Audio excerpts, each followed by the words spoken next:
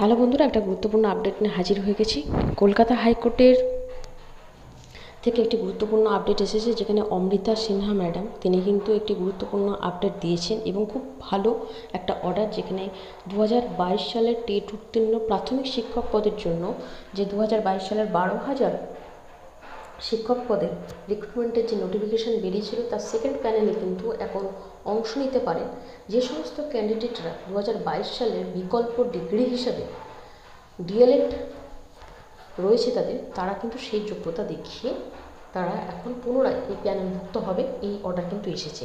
অর্থাৎ প্রাথমিক শিক্ষক পদের জন্য তখন যে সমস্ত ক্যান্ডিডেট যাদের বিএডও রয়েছে, ডিএলএডও রয়েছে, তারা বিএড ডিগ্রি দিয়ে অ্যাপ্লাই করেছিলেন, কিন্তু 2023 সালে সুপ্রিম কোর্ট থেকে যেহেতু বলা হয়েছে যে প্রাইমারি শিক্ষক পদের জন্য শুধুমাত্র ডিএলএড ক্যান্ডিডেটরাই এলিজিবল, বিএড ক্যান্ডিডেটরা নয়, সেই অবস্থায় তারা কিন্তু বাদ চলে যায়।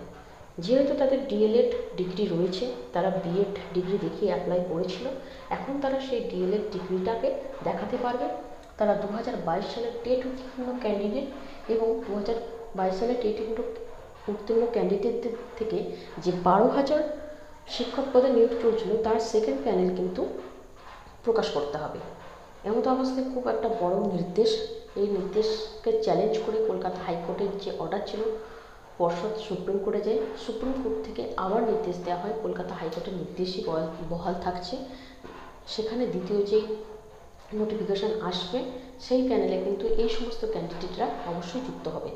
এটা একটা বড় জয় বলতে পারেন। 2022 সালের যে রিক্রুটমেন্ট প্রসেস, সেখানে যাদের বিএড ডিগ্রির পাশাপাশি যাদের ডিএলএড ডিগ্রি রয়েছে, তারাও কিন্তু এই প্যানেলভুক্ত হতে চলেছে এবং সেকেন্ড প্যানেলে তারা কিন্তু অবশ্যই আসছে। খুব একটা বড় নির্দেশিকা কলকাতা হাইকোর্ট থেকে এসেছে এবং প্রাথমিক শিক্ষা পর্ষদকে সেটা মেনে নিতে হবে। এর আগে তারা এই রায়কে চ্যালেঞ্জ করে সুপ্রিম কোর্টে গিয়েছিল, যে সুপ্রিম কোর্ট থেকে পুনরায় কলকাতা হাইকোর্টের নির্দেশকে মান্যতা দিতে বলেছে।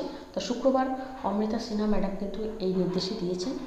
এটা একটা প্রাথমিক শিক্ষক পদে 2022 সালের টেট উত্তীর্ণ ক্যান্ডিডেট, তাদের ডিএলএড রয়েছে, বিএড ডিগ্রির পাশাপাশি তারা কিন্তু এই প্যানেলে ঠাঁই পেতে চলেছেন, অর্থাৎ দ্বিতীয় প্যানেল যেটা।